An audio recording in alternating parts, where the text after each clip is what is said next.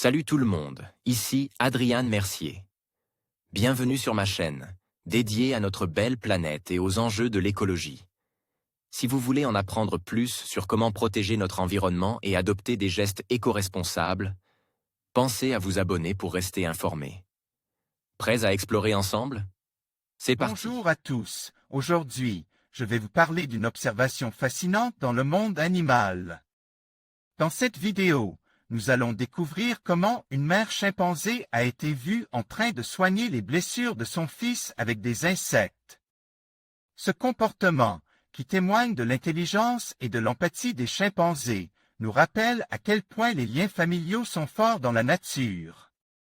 Restez avec moi pour explorer cette incroyable interaction et en apprendre davantage sur les soins maternels chez nos cousins primates. Bête de science, c'est comme un recueil d'histoires. De belles histoires qui racontent le vivant dans toute sa fraîcheur, mais aussi dans toute sa complexité. Une parenthèse pour s'émerveiller des trésors du monde. Pour ce nouvel épisode, rendons visite à notre plus proche cousin, le chimpanzé. Les chimpanzés. Nos cousins les plus proches puisqu'ils partagent avec nous quelques 98% de leurs gènes.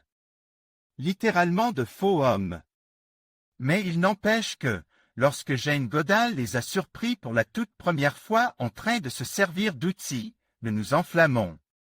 Pas, tout de même, il s'agissait de brindilles qu'ils utilisaient pour débusquer des termites. C'est tout un monde de croyances qui s'est effondre. La science du début des années 1960 pensait encore, en effet, que seuls les humains étaient capables d'une telle prouesse intellectuelle. Depuis, plusieurs animaux ont été reconnus capables de se servir ou même de fabriquer des outils. Pas mal de grands singes, l'éléphant, le corbeau ou même le poulpe. Et ce n'est donc pas pour cette aptitude, qui demeure tout de même singulière, que nous nous intéressons aujourd'hui aux chimpanzés. Non. Ce qui le ramenait sur le devant de la scène, cette fois-ci, c'est un comportement encore bien plus surprenant qui a été observé pour la toute première fois en novembre 2019. L'histoire se passe dans le parc national de Loango, Gabon. Alors qu'une équipe de chercheurs observe depuis plusieurs années maintenant les comportements d'un groupe de chimpanzés sauvages. Et c'est à Alessandra, une simple bénévole, que Suzée, une femelle du groupe, va finalement faire l'honneur de se dévoiler. Après avoir inspecté une blessure sur le pied de Sia, son fils adolescent, elle semble réfléchir un peu. Puis, elle attrape un insecte en plein vol. Il aura fallu à Alessandra l'appui de la vidéo filmée du moment pour le voir. Le met en bouche et le recrache pour l'appliquer sur la plaie. Un comportement prosocial extrêmement rare. Bien sûr, ce n'est pas la première fois qu'un animal est surpris en train de s'automédicamenter.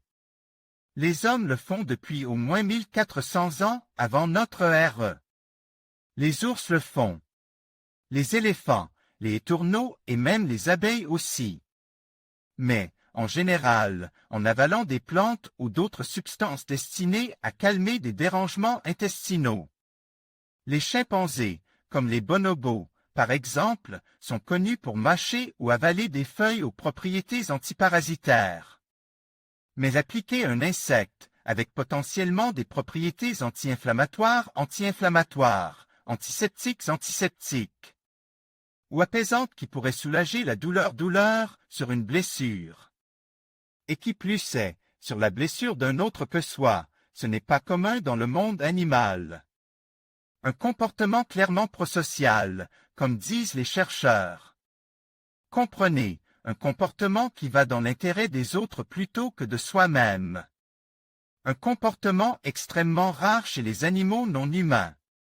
Un exemple de chimpanzé en train d'appliquer un insecte mâchouille sur la plaie de l'un de ses congénères.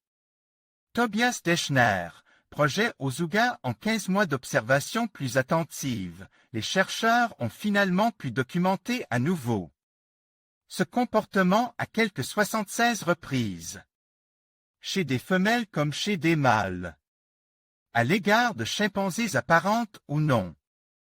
la preuve qu'il ne s'agissait en rien d'un phénomène isolé.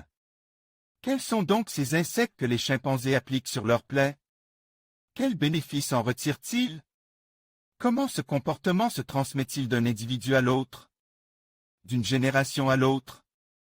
Ce sont autant de questions auxquelles les chercheurs vont désormais s'atteler à trouver des réponses. Mais une chose semble acquise, notre plus proche cousin n'est décidément pas si bête.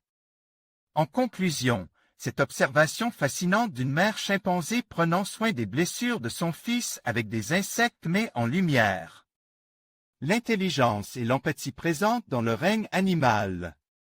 Cela nous rappelle que les comportements altruistes ne sont pas réservés aux humains, mais se manifestent également chez nos plus proches cousins. En étudiant ces interactions, nous approfondissons notre compréhension des liens sociaux et des stratégies de survie dans la nature. Ces moments précieux nous incitent à réfléchir sur notre propre rapport à la nature et à la protection des espèces qui partagent notre planète.